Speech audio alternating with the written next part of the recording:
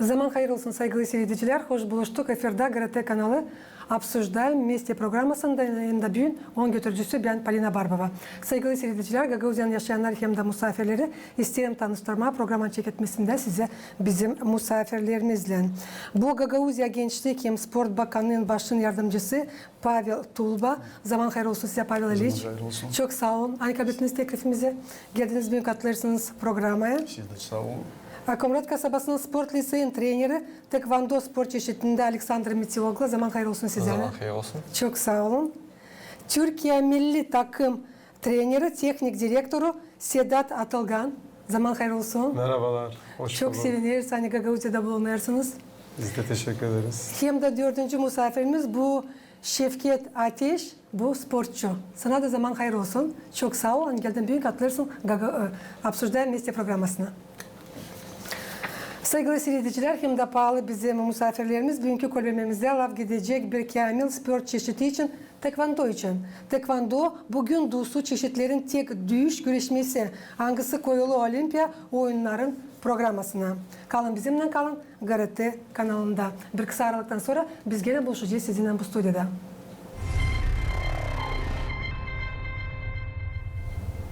Bugünler regionun spor liseyinde çekittiler tekvando sportunda sınışlar Türkiye sporcuların hem Gagauzya'nın aralarında. Oktyabrın birinden sporcular Türkiye'nin Siirt kasabasından beraber trenerle geçirilerek hazırlanmakları liseyin spor salonunda. Bu meraklı olayda bulundu bizim televizyon grupımızda. Şimdi teklif edelim, seyredelim bu süreci. Ondan sonra ilerleteceğiz konumuzu. Barabar toplumlar bu pek islakoğalık değişmeye bilgilerle hazırlanmayı yükseltme hem de kararleştirme sport bağlantılarını devletlerin aralarında. Halklar arası toplumların formatı bir erkoğalık dil sadece öğrenme ama ilerletme dostluk bağlantılarını genç sporcuların aralarında nişanladı trener Türkiye Devleti'nden Sedat Atılgan. Tabii bu kampları yapmamızın sebebi tekvandoyu, yani kendi branşımız olduğu için tekvandoyu hem Komrat'ta hem kendi ülkemizde geliştirmek adına gidiyoruz ve bundan aylar önce sizin Komrat'taki sporcular Ordu'ya kampa geldi. Ordu'daki düzenlediğimiz kampta da yine Spor Bakanı ve hocanızla beraber bu tür kamplar düzenliyoruz. Tabii her sene olduğu gibi gelmeye gayret ediyoruz Komrat'a. Geçirmediğini toplumları oldu Gagauzya hem Türkiye klubların aralarında bağlantıların yardımıyla hep öyle anlaşmak imzalı ki ileri doğru da bağlantılara tutma seviyen sport klubların federasyasından. Nice nişanladı Gagauzya Gençlik hem Spor Bakanlığı'nın başı Vyacheslav Dragoy, türlü sport klubların komandaları var nasıl geçsinler öğrenmek trenirovka toplumlarını nice Türkiye'de yülada Gagauzya'da. 1 октября начались сборы. Biz kabul ederiz komandayı Türkiye'den tekvando sportunda Oktyabrın birinde çekittiler öğrenmek trenirovka toplumları. Onlar geçerli sport liseyinde. Проводятся плодотворные сборы. Barabar toplumlar derele kolaylık değişme spor turunda bilgilerle yeni priyomları dostlaşma ta yakın hem de ilerletme tekvando hep öyle kavleştirmeye sağlığını. Nice nişanlılar Gagauz sporcuları genç olanlar Türkiye'den pek islah hazırlığı hem de var nasıl çok işlere öğretsinler. Безусловно, у них есть чему научиться, потому что в Турции другая техника выполнения заданий. Они по-другому делают некоторые удары. Elbette onlardan var ne öğrenme. Ne çünkü Türkiye'de başka teknika işlerin yapılması. Onlar başka türlü kimin vurmakları yapıyorlar. Onlarda başka taktika hem de daha çok başka işler. Наблюдая за ними, ты чему-то учишься. Там раздергивать соперника. Мы проводим тренировки совместе с ними. Biz geçiririz trenirovkaları beraber onlarla. Onlar öğrenirler bizden, biz öğreniriz onlardan. Biz pozitif uşaklarız. Öğreniriz, trenirovkalara gezeriz. Türkiye'den sporcular nişanladılar Gagauzların sıcak karşılamalarını hem de onu hani bu toplumlar faydalı olacaklar nice onlara öyle de Gagauz sporcularına. Çok güzel gidiyor çalışmalarımız. Beğendik burayı. Öyle birbirimizden yeni şeyler öğreniyoruz, teknikler. Onlarda çevirme teknikleri daha çok var mesela. Ben küçüklüğümden beri dövüş sanatlarında ilgi duyuyordum. Tekvando'da dövüş sanatı beklentiydi, merakım vardı. Tekvandocuyum şu an. Hala da devam edeceğim. Çok güzel Gagavuzya, eğleniyoruz burada. İnsanları çok misafirperver. Burada antrenmanlar da çok eğlenceli geçiyor. Ya şöyle annem ilk başta boy için yazdırdı ama sonra benim için bir tutkuya dönüştü daha doğrusu. Aynı zamanda bir savunma sporu olduğu için daha şey oluyor, daha güvenilir oluyor bizim için. Tekvandoyu çok seviyorum. 5. sınıfım ve 5. sınıfta öğrenciyim. Tekvandoyu çok seviyorum. Hayatımı değiştiriyor. Türkçe öğretmeye çalışıyoruz. Onlar bize sizin dillerinizi anlatmaya çalışıyor. Hep yani güzel vakitler geçirmeye çalışıyoruz. Tekvandoyu annem yazdırmıştı. İlk önce istemedim. Ondan sonra Tekvandoyu çok sevdim ve böyle başarılar olmasını istiyorum. Sport liseyin trenerin Alexander Meteoglu'nun laflarına göre toplumuna geçerli yüksek uğurda. Uşaklar çalışırlar, katılma dini halklar arası yarışmalarına hem de kazanma priz yerlerine. Ребята тесно сотрудничают, вместе работают. Как бы, и смотря из техники турецких ребят, Uşaklar sıkı bağlantıları tutarla beraber çalışırlar. Türkiye'nin uşakları alırlar. Sparringdaki opıtı beraber böyle silah çıkışlara getirecek. турецкие же ребята в свою очередь берут спарринговый опыт. Geografiya tekvando sportunda Gagavuzya'da genişlenir. Nice nişanlı Gagavuzya Gençlik hem Spor Bakanı'nın başı Vyacheslav Dragoy bugünlerde planlandı çekitme trenirovka prosesini Kopçak köyünde nerede var kişiler angları istiyorlar bu sportla zanatlanma.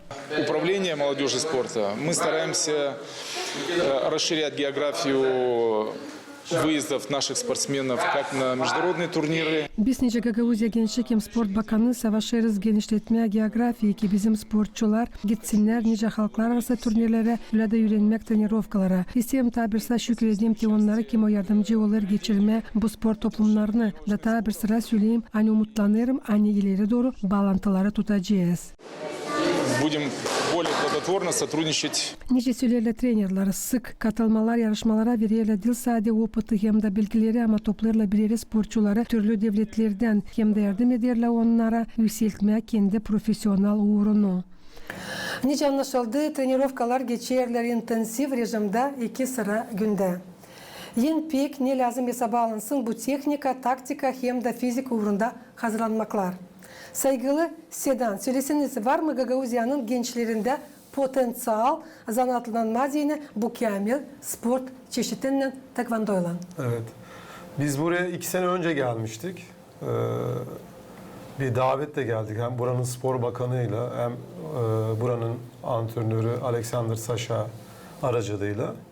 Tabii 2 sene önce geldiğimizde burayı bilmiyorduk, tanımıyorduk. Burada birkaç tesisleri gördük. İmkanlar var, yani yapılabilir. Şartlar biraz zor olabilir ama her zorun altında bir başarı var. Burada da Alexander Sasha'nın da öğrencileri gayet istekli, azimli. Hiçbir antrenmanları kaçırmıyorlar. Yani sabah antrenman var diyorlar, sabah geliyorlar. Akşam antrenman var diyorlar, akşam geliyorlar. Tabii bu güzel bir şey. Yani öğrencileri de spora davet etmek biraz zor biliyorsunuz. Tabii ben o yıldan 2 yıl geçti. Tekrar buraya geldik. Tabii biz tekrar o çocukları görüyoruz. Aynı çocuklar devam ediyor. Yani bırakanlar olmuş olabilir ama biz aynı çocukları görüyoruz. Bunları Türkiye'de de gördük. Orada bir uluslararası turnuva düzenlemiştik. Turkish Open dediğimiz. Dünya Tekvando Federasyonu düzenlediği bir turnuva. Alexander da öğrencileri de oraya geliyor. Her yerde görüyoruz artık. Sporcuların durumunu biliyoruz.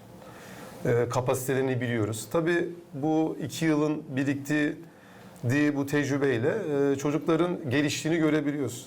Hatta bazen madalya alabildiklerini de görebiliyoruz. Gayretliler, azimliler. Tekvando sporunu da seviyor. Alexander bunları da onlara sevdirmişler ki zaten hocalarını da seviyorlar. Keyifle yapıyorlar. Tabii biz daha büyük, iyi yerlerde görmek istiyoruz. Tabii Tekvando önce Moldova şampiyonası, sonra uluslararası. Uluslararası derken akla dünya şampiyonası, Avrupa şampiyonası gibi turnuvalar geliyor. Tabii buradan da öyle sporcular çıkabilir mi diye soruyorsunuz. Tabii ki çıkabilir. Çünkü bu işler çalışılarak oluyor. Çalışmadan olmuyor. Yetenekli sporcular var, kendini geliştirmiş çocuklar var. Biz onlardan ümitliyiz ki biz de zaten ülkemize davet ediyoruz. Biz de buraya geliyoruz. Bu onlar için de çok iyi oluyor. Bizim sporcular için de çok iyi oluyor ve tecrübe oluyor. Bir çalışma oluyor. Tabii Allah nasip ederse inşallah biz de belki yine burada bir dünya şampiyonu sporcusu çıkarsa Komrat'ta biz bundan çok büyük bir mutluluk duyacağız. Her bir sporcunun dünya Avrupa şampiyonu olma ihtimali var ama bu tabii ki imkanlar ve çalışma azmiyle tabii ki olabileceğini düşünüyorum. Sağ olun Alexander. Siz nice trener olarak söyleseniz nasıl bizim uşaklarımız gösterirler kendi becermeklerini, çünkü tekvando bu bir yeni spor çeşidi bizim Gagavuzya'mız için. Var mı onlara heves, zanatlanma bu sportla diyeceğiz? Söylemeyeceğim hani Gagavuzya için tekvando bir yeni bir spor çünkü benim antrenörüm Dragoviçlav onu başladı 10 yıl geri. Daha bizim sporcular kendilerini iyi gösteriyorlar. Çok çalışıyorlar, antrenmanlara her zaman geliyorlar. Turnuvalarda, maçlarda kendilerini bütün kuvvetle veriyorlar. Ve nasıl söyleyeyim hani birkaç yıldan sonra Avrupa'dan da dünyadan da madalya getiririz. Ama bugünlerden bir şey bizim sporcular getirdiler mi Gagavuzyan sergenlerine? Getirdiler. Biz de salonda, bizim kulübümüzde var Moldova şampiyonları da, Turkish Open'dan, Türkiye'de yapılan turnuvalardan da madalya alan sporcular Bulgaristan'dan da, Serbia'dan da, Balkan şampiyonatasından da madalya alan sporcular var. Şimdi gelecek haftaya Balkan şampiyonatasına gidiyoruz. Bakalım. Kaç kişi bugünkü günler zanatlanmaya tekvando olan kaç yaşından kaç yaşına kadar? Şimdi bende öğrenir yakın 45 sporcuya kadar. En küçüğü 7 yaşında, en büyüğü de 45 yaşında. Yani öyle de var. Bravo. Çoğu nereden, hangi yaşamak yerlerinden? Komrat'tan Taçu. Komrat'tan Taçu. Ama var yakın köylerden de öyle. Da, Kirsova'da var, Başköy'den de var. Niçin okudum hani tekvando sportundan varınca çekitsinler uşaklar zanatlanma 6 yaşından yukarı. Da, ben biliyorum bende kimi sıra vardı getirirler 4 yaşındaki uşakları. Yapardınız. İşlerdik. Çalışardınız uşaklar, Da. giderdiniz, zanatlanardınız uşakla 4 Da. yaşında. Anlaması vardı mı neydi? Anlaması yoktu ama hep o kadar yani Meraklanardı uşak. uşak da meraklanırdı. Görerdi hani daha büyükler, bacak kaldırırlar, kaçırırlar, türlü işler yapıyorlar.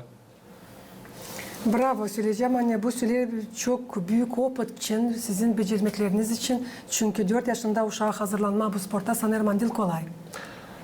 Daha değil kolay çünkü çoğu seslenmiyor, çoğu oyun gibi gelir ama o yaşında sadece başlıyoruz.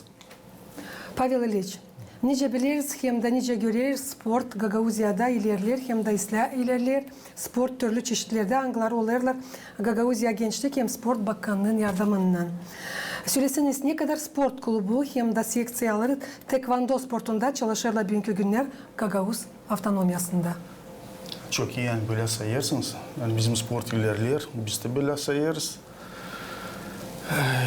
İlk zaman ben istedim söyleme, yani biz çok mutluyuz, çok memnunuyuz. Yani bizde var bu bağlantılar bizim Türkiye'den arkadaşlarımızla.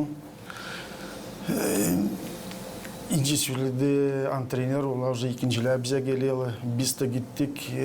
Ben sanayım hani her bir sporcu söyleyecek hani böyle bu görüşler, böyle bu trenirovkalar çok pahalı. Sporculara değil.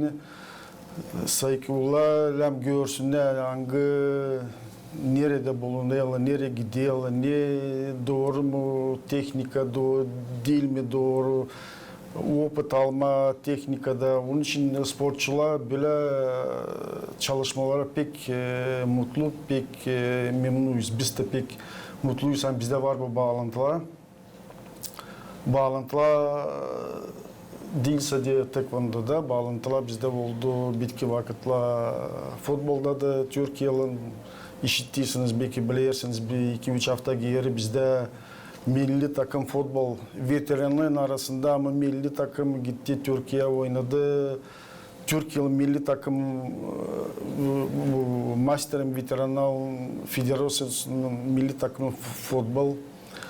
Söyleyeceğim hani gene bizi orada pek güzel karşıladılar. Mayor Bartın'a gubernatör karşıladı, vekil öyle bir pek mutluyuz. Bir sıcak öyle Sıcak pek mutluyuz. karşılamak. Ben söyleyeyim hani bağlantılar pek pahalı. Pahalı bize de pahalı sporculara da. Tekvando siz doğru söylediniz hani o bize de Gagavuzya'nın bir yeni sport. 10 yıl ama o yeni. 2015 yılda ilk seksiya kuruldu. Дорогой Вячеслав Васильевич hatırından o spesyalist o geldi Komra'da yaptı ilk seksiyi. Bugünkü günde Komrat'ta bizde 100 uşağın üstüne tekvandoya gider. Ben sanırım hani o değil az. Tekvando var. Vulkaniş'te açıldı seksiya. Tekvando kullanılır Kiryat'ta. Железоглы Михаил Николаевич bizim vekil halk topluluğunda bilirsiniz. Onda biraz başka tekvando. Bizim tekvandoda var birkaç versiya söyleyeyim ondan. Bizim seyrediciler bilsinler. Bu tekvando yani şimdi bizim arkadaşlar buradayız. O olimpik sport. Железоглы Михаил Николаевич kullanıyor biraz başka versiya tekvando ama hep tekvando, hep uşaklar. Bugünkü günde Gagavuzya'da 200 uşağın üstüne tekvando.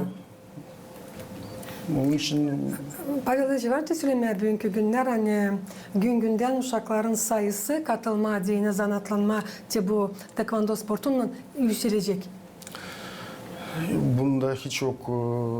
Ben sanırım hani bu iş olacak. Bizde hem büyük problema bugünkü güne tekvandoyla даже değil o hani tekvando mislavittik hani biraz pahalıca sport.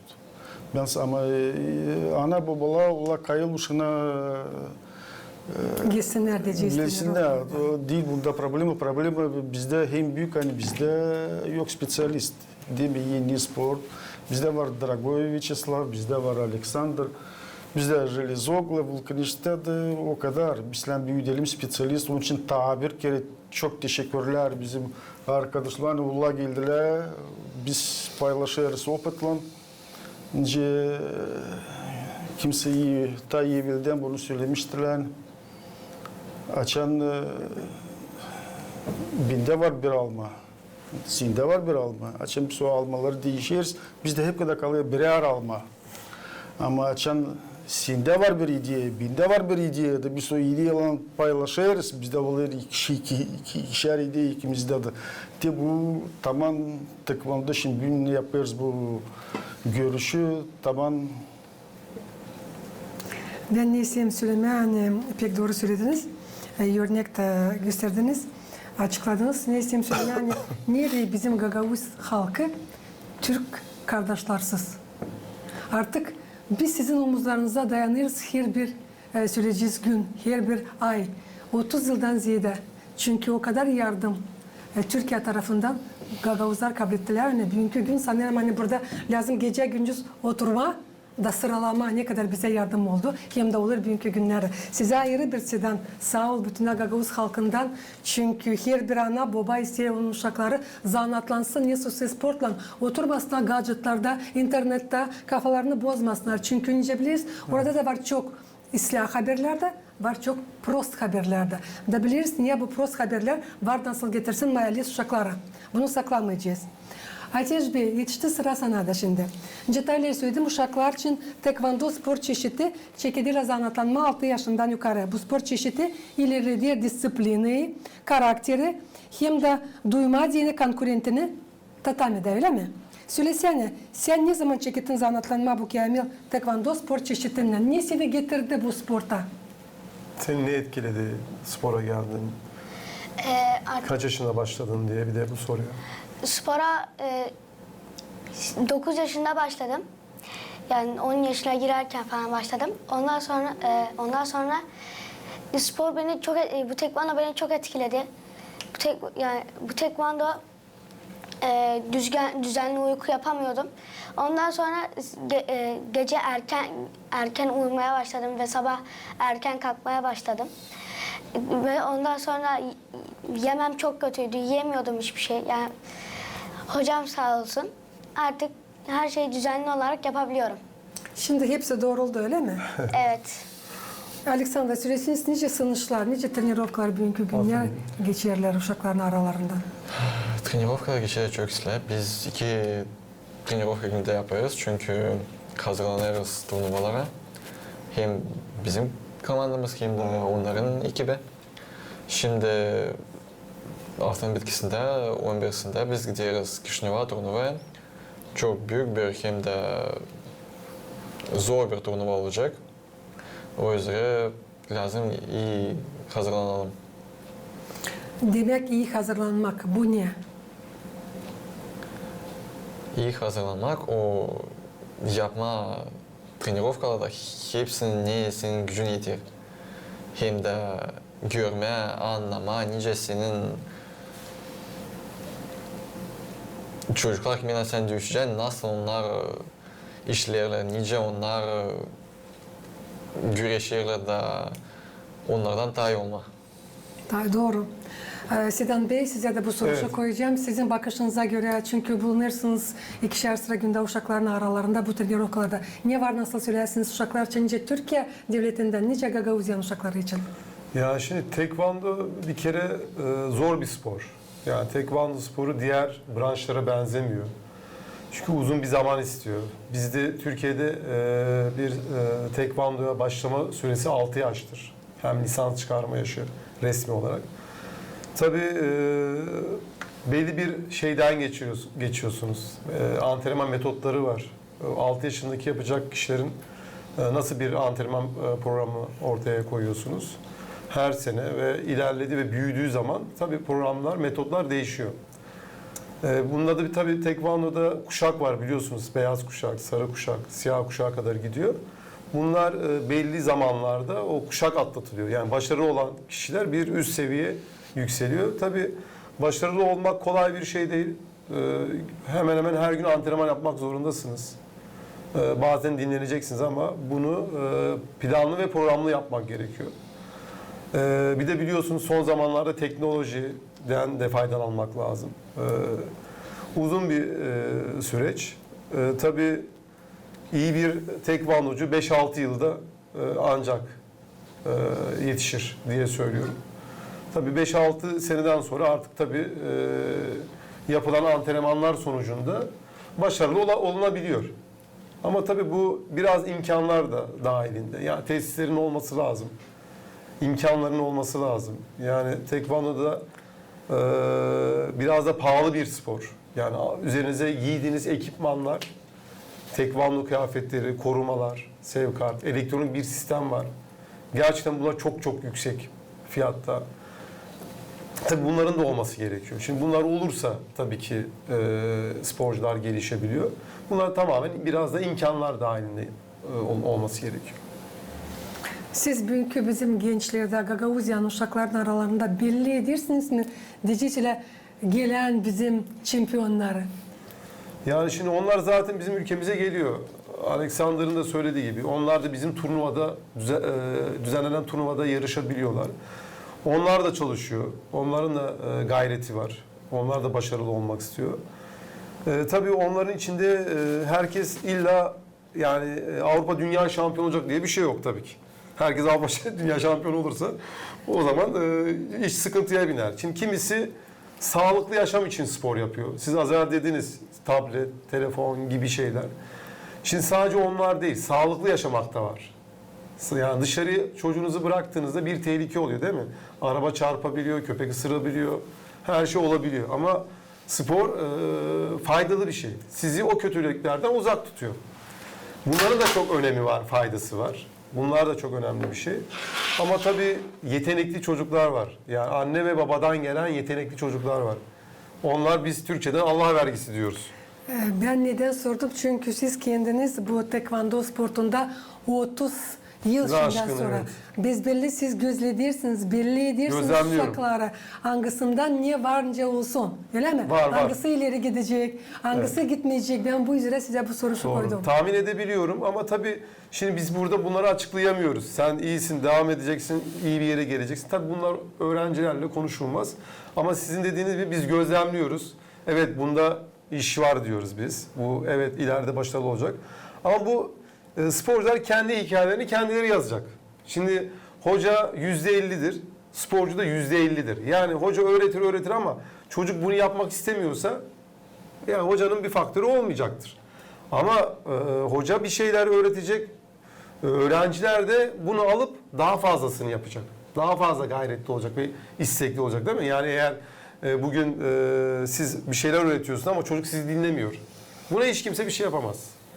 Yani tamamen öğrencinin de başarı istemesi gerekir, hocanın da başarı istemesi lazım. Bu biraz %50 diyoruz. Siz nice trener lazım meraklandırasınız uşakları. Evet, teşvik ediyoruz biz, destekliyoruz. Biz zaten ülkemize gelen sporcular, buradan Komrat'tan gelen çocuklara söylüyoruz. Niye gelmedin, gelseydin. Neden? Çünkü biz orada da günde 2 antrenman yapıyorduk. Sabah akşam. Tabii bu antrenmanlar onlara faydalı oluyor. Bizim çocuklarla çalışıyorlar. Bizim çocuklar da bu işten faydalanıyor, tecrübe ediniyor. Çünkü antrenman yaparak bir insan gelişir, bir sporcu gelişir. Biz tabii onların gelişimi için sürekli sizin Spor Bakanlığı ve Alexander aracılığıyla biz sizi davet ediyoruz. Elimizden geldiğince sizleri ülkemize davet ediyoruz. Orada imkanları sağlayıp antrenmanlar yapmak istiyoruz. Biz az evvel de söylediğimiz gibi biz Türk'üz. Aynı dili konuşuyoruz. Birbirimize yakınız, yakın milletleriz. Tabii dini inançlar bir kenara. Tabii aramızda Müslümanlar olanlar var, Hristiyan olanlar var gibi ama bunlar bizim için çok önemli değil. Önemli olan Türk kardeşliğimizi burada pekiştirip birbirimizden faydalanmak. Biz her zaman buranın insanının, Komrat'taki sporcularının her zaman başarılı olmasını isteriz ki bundan biz mutluluk da duyarız. Çünkü biz de onları çalıştırıyoruz. Onlar da bizim öğrencilerimiz. Tabii onlar bir başarıya ulaştıklarında biz de kendi çocuğumuz gibi mutlu oluyoruz. Bundan gayet eminiz yani. Alexander, soruşum olacak size. Nasıl zorluklarla karşı gelirsiniz trenirovkalarda uşakların? Olur mu öyle zorluklar nasıl? Uşakların tarafından belki bir şeydir öyle. Da, kimlikte zorluklar olur. Zorluklar ne anlamda, ne uşaklar kimlikte biraz öğrenmekten dindiler. Şkoladan sonra gelirler, yorgun biraz işlemeyi istemiyorlar. Ama hep o kadar azar ama işletiyor sonra. Ateş, sana zor mu dini geçerli trenirovkalar? Nasıl? Zor mu ona dini geçerli trenirovkalar? Sana zor geliyor mu antrenmanlar, spora gelmek falan? Bazı antrenmanlar zor geçiyor, bazı antrenmanlar güzel geçiyor. Gidiş geliş de güzel oluyor. Trenirovkanın uzunluğu ne kadar? Dersiniz 2 sıra günde buluşarsınız, öyle mi uşaklarla? Zanatlanırsınız. Kaçar dakika, kaçar minut? 1,5-2 saat. 1,5-2 saat, öyle mi? Siz, tabii size söyleyeceğim şeyden değil, yani 30 yıldan ziyade çalışırsınız bu burada. Söylesiniz bu 30 yılın içinde biz böyle gördünüz, nasıl zorluklar uşakların tarafından söyleyeceğiz, mahsus bu sporta. Tabii şimdi bu zamanı konuşalım. Yani 30 yılı aşkın bir tekvando geçmişim var. Sporculuk ve antrenörlük, teknik direktörlük süreçlerim var ama bu çok uzun sürer anlatmak ama şu anki zamanı anlatmak biraz daha mantıklı geliyor. Şimdi söylediğimiz gibi çocukların spor salonuna getirmek biraz zor oluyor. Neden diyeceksiniz? Şimdi bizim Türkiye'de herkes apartmanda yaşıyor. Burası gibi bahçeli evler yok. Çocuklar evden çıkmıyor. Aileler çocukları dışarı çok göndermiyor. Tabii haliyle evde farklı şeylerle vakit geçirmeye çalışıyor. Kolay olan şeyleri daha çok yapıyorlar. Basit olan, zorlanmayan şeyler daha çok tercih ediliyor. Ama tabii biz bunları toplantılar yaparak, ailelerle yemek yiyerek, özel günler yaparak bunu anlatmaya çalışıyoruz. Çocukları antrenmana yollayın. Çocuk istemese bile siz söyleyin. Mutlaka gelsin. Sadece tekvando için söylemiyoruz. Yüzmeye gidebilir, güreş yapabilir, diğer branşları da yapabilir. Yani onlar da yapılabilir. Tabii öğrenciyi salona davet etmek, orada 1,5 saatlik, 2 saatlik bir antrenman yapmak onlar için biraz zor olabilir. Yani sıkılıyorlar. Zor olan şey biraz onları zorluyor, sıkılıyorlar. Tabii bunu zamanla tekvando disiplinli bir spor olduğu için çok fazla bir disiplin var. Zamanla bunlar sporcular buna alışıyorlar aslında. Yani salona geldiklerinde, salona girdiklerinde selam veriyorlar, hocaya selam veriyorlar. Bu insanı biraz terbiye ediyor, disipline ediyor. Öğrenciler bir zorluktan geçiyor ama tabii zamanla alışıyorlar. Yani öğrencilerin aslında çok, siz daha iyi hatırlarsınız, çok eskilerde çok zorluklar vardı. Üzerimize giyecek kıyafetlerimiz yoktu, eşofmanlar yoktu. Şimdi her şey var aslında. Yani kendi ülkemiz için söylüyorum. Bizim imkanlar çok iyi. Spor bakanlıklarımız bu turnuvalarda, kulüplere çok büyük destekler var. Destekler veriliyor. Yani sporcuları zorlayacak, engelleyecek aslında çok fazla bir şey yok. Sadece salona girmeleri yeterli bizim için. Salonun kapısına girdiler mi bizden kaçamazlar zaten. Biz onları sürekli antrenman yaptırtmaya. Yani bizim için zor olan aslında çok fazla bir şey yok. Sadece çocuklar bazen gelmek istemiyorlar, zorlanmak istemiyorlar. Olur mu öyle yani uşak gelir zanatlanma tekvando olan bir neden sonra bırakır da gider? Evet, işte gidenler oluyor. Şimdi çoğu aileler spordan çok eğitime destek veriyor. Yani çocuğu dershaneye yolluyor, okula yolluyor, özel ders veriyor. Şimdi sonra diyorlar ki spora zaman yok diyorlar. Biz buna çok kızıyoruz. Yani günün 24 saatinde bir çocuk 9 saat uyusa, 10 saat uyusa yaklaşık bir 14 saatlik bir zaman kalıyor. 14 saatte yani her şey yapılabilir. Ders çalışılabilir, yemek yenilebilir, bir spora yönlendirip bir spor branşında tercih edebilir, bir müzik enstrüman çalabilir. Aslında çok şey yapılabilir ama ben ülkemizde bunu hala çözmüş değilim. Yani zaman çok aslında ama maalesef velilerde de sürekli böyle sporcuları, sürekli öğrencileri sürekli dershaneye göndermek. Yani yoğun bir şekilde. Öğrenciler de orada çok sıkılıyor aslında. Onlar bunun farkında değil. Sağ olun. Pavel İliç, soruşum olacak size çünkü bilirseniz izle vakitlerde Gagauzya Gençlik hem Spor Bakanlığı düşünüyor Kıpçak köyünde açma dini süreceğiz bir kulüp, öyle mi? Nerede uşaklar zanatlanacaklar tekvandoyla, öyle mi? İstem tadirinden anladasınız mahsus bu. Anlatçıysa bu hesap aldınız mı? Şimdi Sida Bey anlattı, Alexander anlattı. Problem çocukların da nice Türkiye'de, nice Gagauzya'da o problemler bir türlü. Bir türlü. Nahirde bir bütün dünyayı değerlemeli. Gençler bir türlü, problemler bir türlü. Doğru söylediniz, hani var planımızda Kıpçak'ta açma seksiya tekvando. Siz bilirsiniz, büyüküm hani Kıpçak'ta var spor okulu.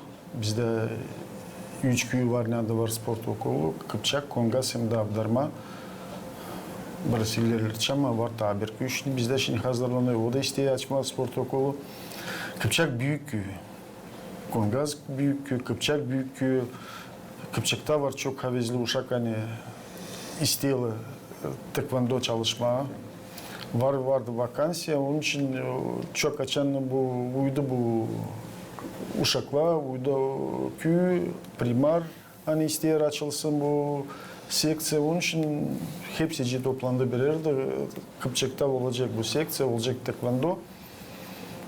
Söylediğiniz var tabir köyü. İsterim açıklarsınız o köyü. Hangisi hep düşünüyor açma. Ha Barışık'ta dayancıyız, Dayancı anlatçıyız. istemirsiniz. İsterseniz bir sürpriz gibi olsun, öyle mi? Da, siz bilirsiniz sanırım hani bizde tabi 10 yıl geri Gagauziya'da vardı sadece 5 spor okulu.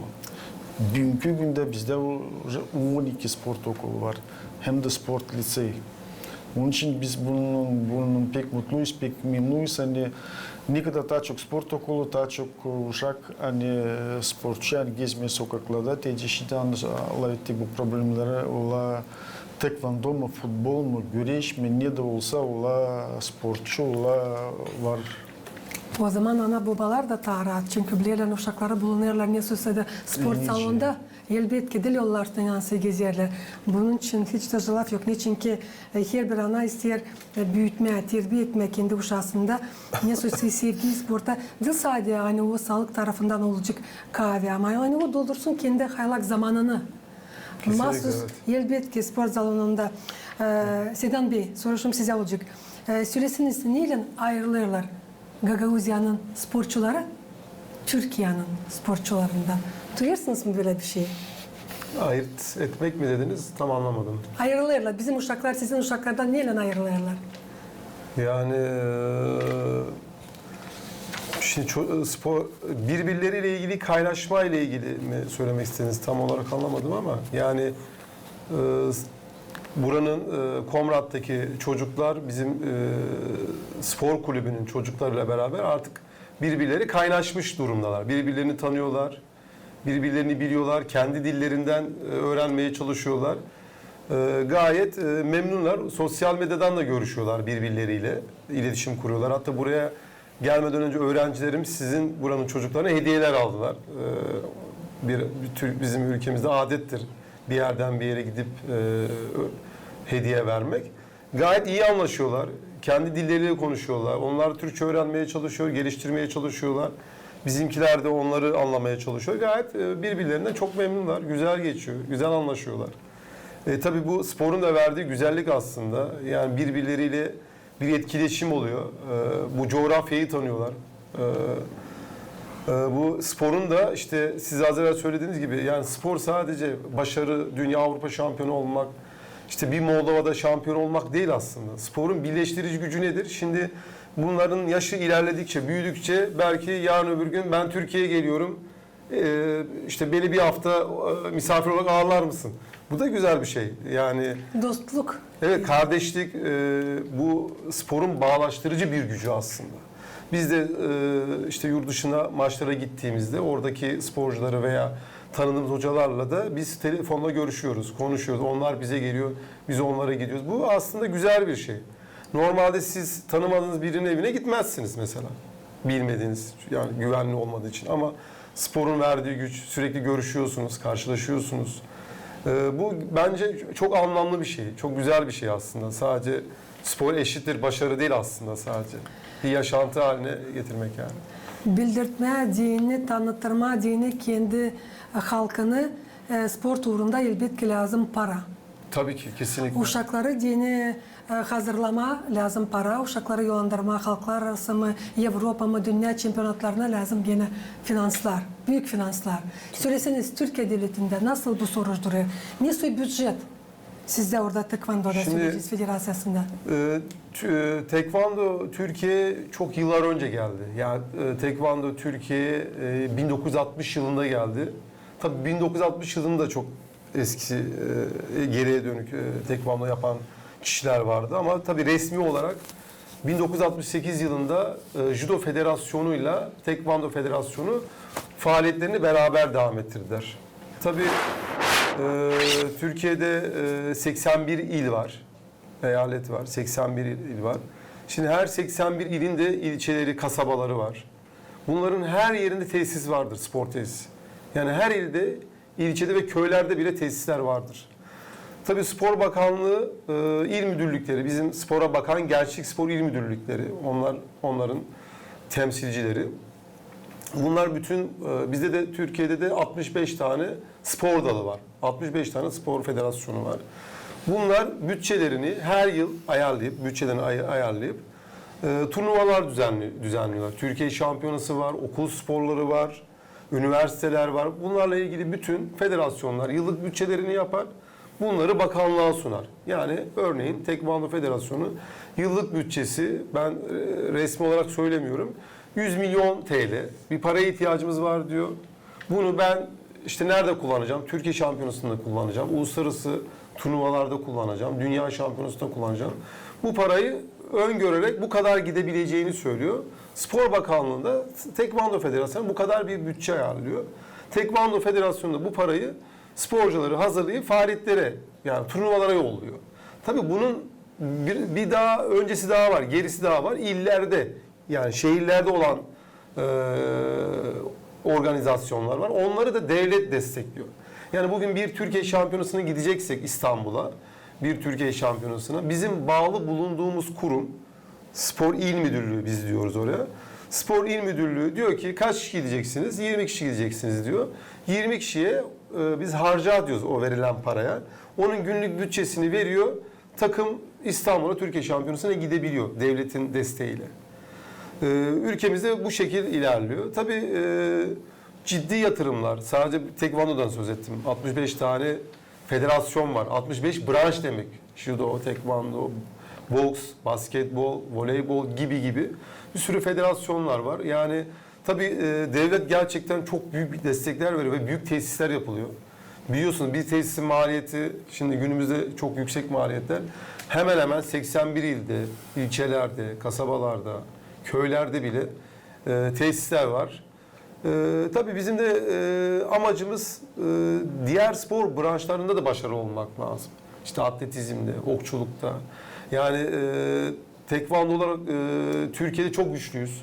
Dünyada ilk üçün içindeyiz.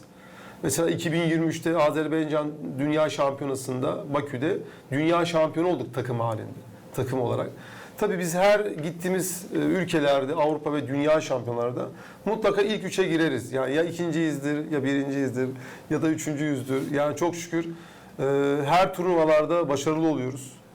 Olimpiyatlarda da yaklaşık 4 olimpiyatta da hep madalya aldık, döndük olimpiyatlarda. İşte tekvandoda, paralimpiklerde de. Yani şu an gayet iyi gidiyor ama tabii ki eksiklerimiz var. Spor sadece tekvando değil, sadece futbol değil, diğer branşlar da var.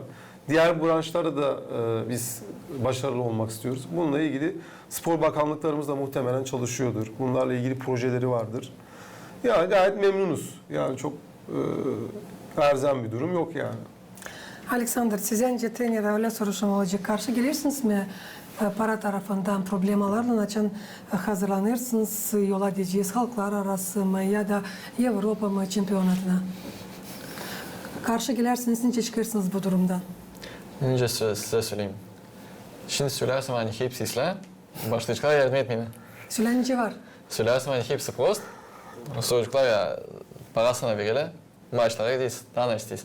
Söyleyeceğim öyle ki her bir turnuvaya karşı, her bir kampa karşı niye suda problemler çıkmazsa ben yaklaşıyorum kendi direktörüme, Gençlik ve Spor Bakanlığı'na da yavaş nerede spor şkolu yardım ediyor, nerede bakanlık yardım ediyor, nerede sporcuların anası babası yardım ediyor. Öyle birleştirip biz çıkarız bu situasyonlardan. Biz yok nasıl kendimizi şimdi kantara koyma Türkiye'den elbette Türkiye o bir devlet süreci sanılmış büyük hangisinde ekonomika yüksek uğurda duruyor kaç yüzlerden yıl. Biz Gagavuz Avtonomyası 30 yıldan biraz tazede nasıl biz kurulduk öyle mi? Bizim bütçemiz de o kadar büyük. Onun için bugünkü günler yok önce söylemeye hani ne kadar para lazım sporcuya, Gagavuzya var nasıl versin, o koysun Gagavuzya Gençlik hem de Spor Bakanlığı'nın bütçetine. Onları da lazım anlama. Çünkü dipsiz değil bu bütçet. Pek'le beni sevindiriyor. Hani uşakların, sporcuların ana babaları katılırlar. Açan isteyle onların uşakları bildirsinler, tanıtırsınlar bizim halkımızı öyle mi? Kendi becerilmeklerini yüksek orada göstersinler başka devletlere. Onlar yardımcı olur finans tarafından. Teysen Paydalariç nice Gagavuzya Gençlik hem Spor Bakanlığı'nın başına yardımcısı anlatsın. Nice kurulur bu bütçet süreci spor uğrunda? Ben söyleyeceğim şimdi bütçet şimdi ama tabii ki teşekkürler isteyeyim söylemeye Sedat Bey'e. Bak siz o şimdi anlattı.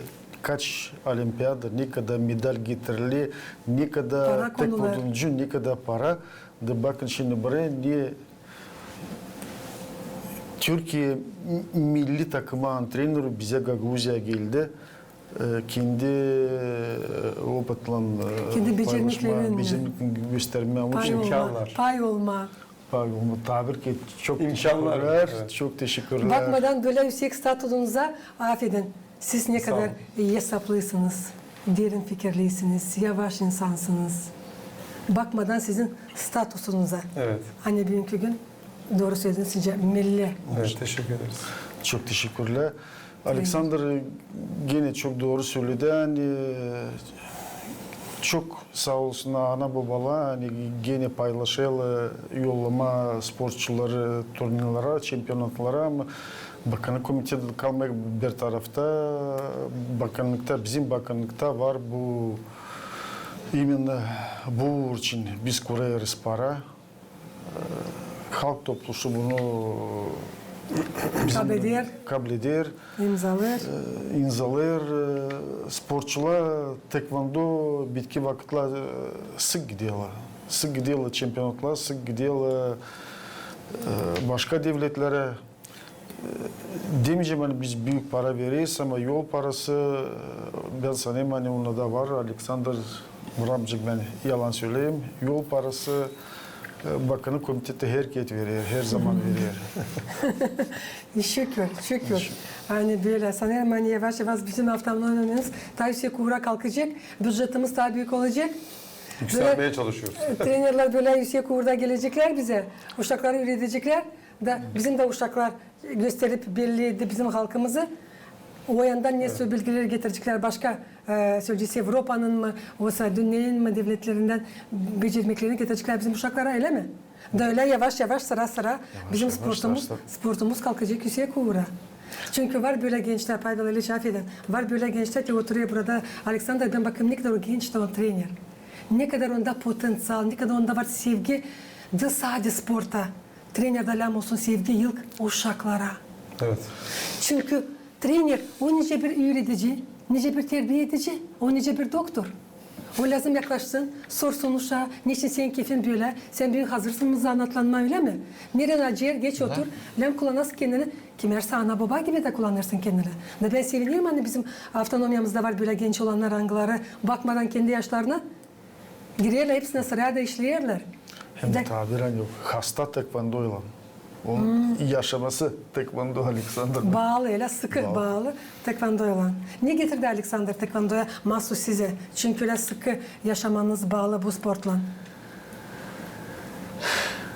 Mahsus kendim için söyleyeyim, ben tekvandodan çektim. Zanatlanma 15 yaşında. O zaman çok iyi bir sporcu değildim. Yani 4 yıl önce voleybol, basketbol yaptım. Ama taekwondo girdikçe biraz kilom fazla vardı, biraz dayanığım yoktu. Çok kaçamazdım, düşemezdim. Ama yavaş yavaş, adım adım, gün gün ben başladım kendimi daha iyi hissetmeye, kendimi daha iyi duyma kendini, sağlık iyi, tarafından da. Evet, sağlık tarafından da, moral tarafından da. Sonra başladım turnuvalara geçmeye, orada dövüşmeye, çekette ilk madalyalara gelmeye. Da öyle yavaş yavaş ben sevdim bu sportu. Kaç yıl bu spor içinde bulunuyorsun? 9. 9.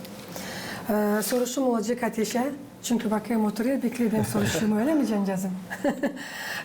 Tekvando spor çeşidi uşaklar için bu pek ister bir spor çeşidi. Yerli uşak kendisi isterse zanatlanma seksiyada. Ama olmasınlar diye medik tarafından ne sözse yanlışlıklar. Öyle mi? Sağlığın tarafından diyeceğiz. Lazım olsun sağ uşak. Evet. Seksiyalarda uşakları öğreniyorlar. Nice kendi kendine koruma, kullanmayıp silahı. Evet yani tekvando... Neye öğrendi? Bugünkü günler Ateş. Ne o bilir?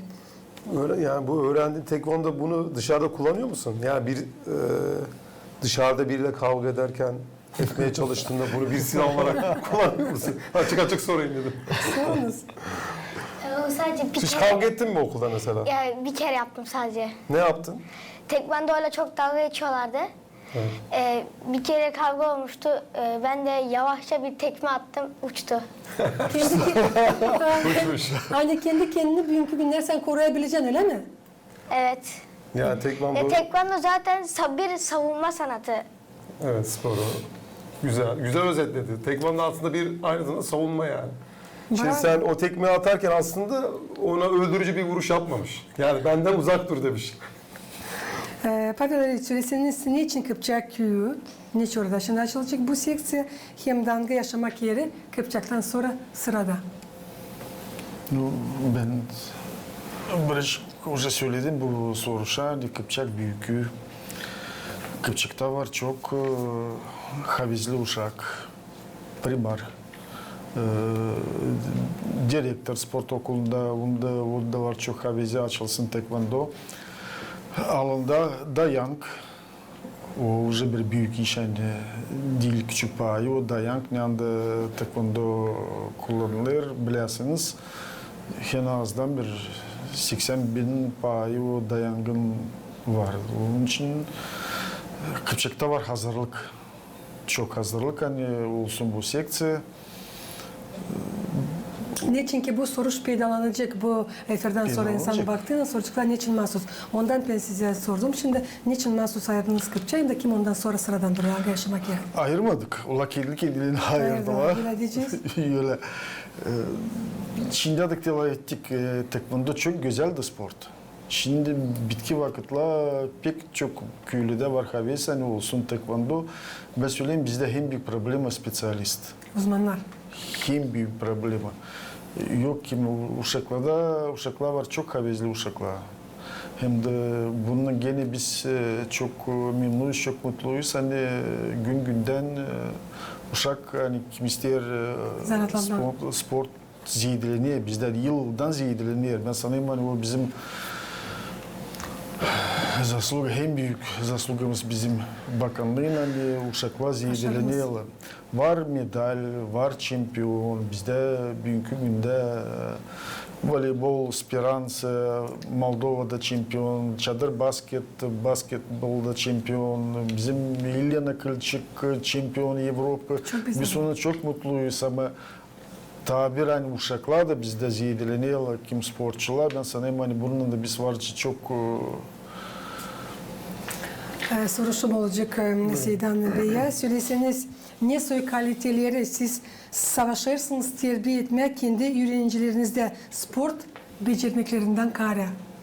Yani şimdi sporcular bizim şöyle söyleyeyim bizim salonda kendi ilimizde Siirt'te yaşıyoruz biz. 100'e aşkın sporcu var bizde. 100'e yakın sporcu var bizde. Tabii salona gelirken biz kuşaklardan söz ettik. Beyaz kuşak, sarı kuşak. Tabii beyaz kuşağa verdiğimiz eğitim salona girerken nasıl girecek, hocayla nasıl iletişim kuracak, salona girerken Türk bayrağı var.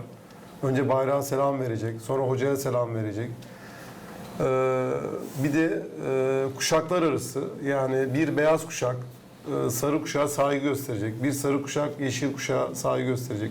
O kuşaklar bir seviye aslında.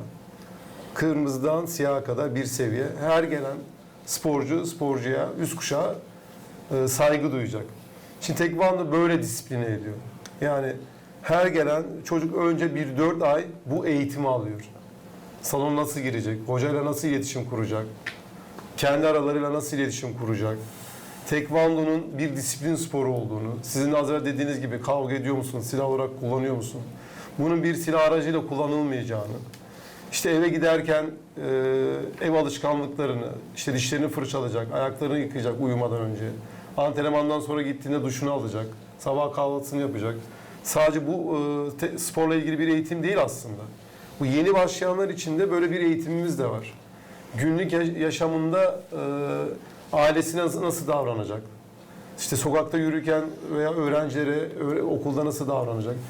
İşte bu davranışlarını biz orada disipline ediyoruz. Tabii bu uzun bir süreç. Yani dediğim gibi tekvando neredeyse 1 yıl, 1,5 yıldır böyle eğitimlerle geçiriyoruz. Yani sporcuya teknik, taktik öğretmenin dışında terbiyeli bir çocuk, disiplinli bir çocuk nasıl olunur? Hocalarımız da orada bunun eğitimini veriyor. Yani sadece sokakta çıkalım, dövüşelim, güçlü olalım anlamında değil tabii ki. Zaten spor yaparken zaten güçleniyoruz. Ama şimdi soracaksınız ki, sorduğunuz gibi de Şevket'e, biz tekvando sporunu yıllarca yaptık. Ama biz sokakta kavga etmedik yani. Yani hep kendimizi koruduk. Yani tekvando zaten bir savunma sporu aslında. Şimdi tekvando dediğimizde hep böyle bir uzak doğu sporu. Hep kavgacı, sakatlayıcı, gürültülü bir şey anlamına geliyor ama aslında öyle değil. Biraz bu işi doğru düzgün hocalarla çalışılırsa, iyi bir eğitmenin altında çalışılırsa ülkemize sağlıklı bireyler yetiştirmiş olacağız. Düzgün insanlar yetiştirmiş olacağız. Tabii ben kısaca söyleyeyim, zamanımız da kalmadı herhalde. Ben şunu söylemeyi unuttum. Tabii spora her zaman bir teşvik olmalı. Bugün burada bir sporcu evet sağlığı için gelmesi gerekir diyorsunuz ama bir sporcu buraya geldi kendine de sorgular. Ben niçin geleceğim Alexander Hoca'nın yanına? Benim buraya 5 yıl 10 yıl geldim ne kazanacağım? Siz ne verebiliyorsunuz Spor Bakanlığı olarak? Şimdi biz mesela dünya şampiyonu olan bir sporcuya Cumhuriyet altını diyoruz biz ona. Ona ödüller veriliyor. Çok ciddi paralar veriliyor. Dünya şampiyonu olan biri direkt beden eğitimi öğretmeni olabiliyor. Bir okula direkt atanabiliyor. Yani sporcuya da değil mi? Bir şeyler vermek lazım. Ben 10 yıl spor yapacağım ama niçin yapacağım? Tamam, ülkemin bayrağını dalgalandıracağım. O ayrı bir şey ama 10 yılını burada harcamış olacak. Burada harcarken siz sporcuya ne verebilirsiniz? Biraz da devletimizin, sizin devletin, hükümetin bunları da düşünmesi gerekiyor. Spora, öğrenciye girip teşvik ettiğinizde tamam gelelim de bizim çocuğumuz yarın öbür gün büyüyecek, evlenecek, geçimini nasıl sağlayacak? Bu da bir soru işareti. En önemli faktörlerden biri de sizce bu değil mi yani? Sizin arkanızda o kadar çok kaldı becermek söyleseniz de niye lazım yapma bugünkü günler ki meraklandırma bizim Gagauzya'nın gençlerini Evet. zanatlansınlar tekvandoyla. Evet. Yani bir ödüllendirmek lazım. Ödüllendirmek lazım. Tabii Komrat için belki konuşuyoruz. Bunlar zamanla inşallah kendi aralarında bunları belki tartışacaklardır, konuşacaklardır. Belki zamanla imkanlar daha fazla olacaktır, daha iyi olacaktır. Tabii ki imkanlar güzel oldukça sporcular yetişecek. İnşallah Komrat'ın bayraklarını da dünya, Avrupa, uluslararası turnuvalarda görmek istiyoruz. Umarım. Alexander soruşum olacak size önce trenere. Niçin bizim gençler mutlaka tekvando sportunu lazım ayırsınlar? Ne verecek bu sport onlara? Neyle meraklandıracak onlara sport? Bu spor çok meraklı. Çünkü öyle nasıl biz ayakla düşeriz, sürüyoruz. Başka kimse öyle yapmıyor. Hem de ondan kara biz çok turnuvalara gidiyoruz. Çok halklar arası turnuvalara gidiyoruz. Uşaklar tekvando yapınca sağlıklı oluyorlar. Yani öyle söyleyeyim ki kime erkeğe travmalar da olur. Ama hep o kadar daha sağlıklı. Ne kadar açan çocuk sadece telefonda oturuyor. Ne bize söyleyecek Ateş?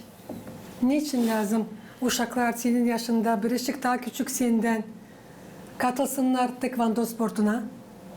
Tekvando sporunu Ne verir önerir tekvando misin? verecek onlara bu sport? Ne kazandırır tekvando? Yani sen arkadaşına gel tekvando yap dediğinde arkadaşın sana ya niçin geleyim, neden geleyim? Tekvando bize ne kazandırır acaba? Ne düşünürsün öyle biri soru sorsa?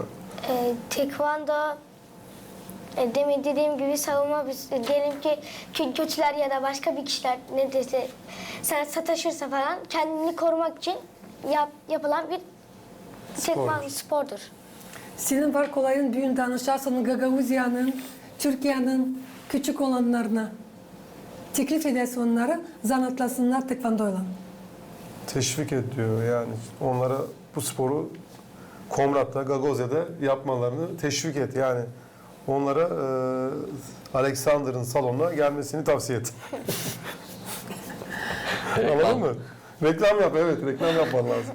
Ya burada, gerçi biz burada dolaştığımızda hep bayrakla dolaşıyoruz ve üniformamız da var. Onlar da sağ olsun söylüyoruz, işte tekvando yapıyoruz. Şuradayız, buradayız, biz anlatıyoruz. Tabii muhtemelen etkilenen olacak. Yani salona gelmek isteyenler de olabilir ama tabii bunun da dediğim gibi teşvik etmek lazım.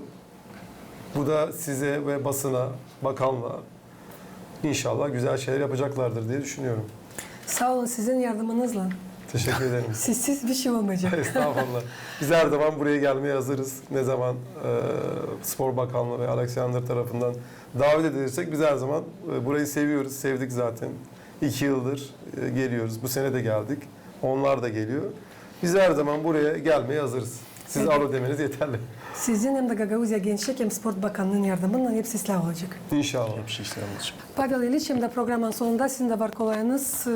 Söylersiniz kendi bakışınızı, kendi fikrinizi bu kamil tekvando sportu için hangisi ilerler bizde Gagauzya'da. İsap aldıysanız, şimdi söyledi Sedat Bey, olay etti Alexander.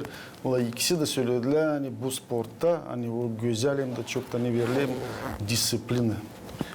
Disiplini bu sportta pek önemli. Ben onu hesap aldım. Hem de hesap aldıysanız siz gittiniz trenirovka. Nice ula selimleyla birbirine. Nice ula selimleyla treneri. Nice ula selimleyla büyükleri. Bunun için ola pek güzel. Ben bunun için pek mutluyum da Tabir Sedat Bey söyledi, ben işlerini işitti, Alexander işlerini işitti, bizim seyredicilerim de işlerini belki görecek bizim sporcular da. Sedat Bey söyledi, açan ula sporcular girela salona, ula selimleyla değil sadece trainer ama selimleyla bayrağı, Türkiye bayrağını.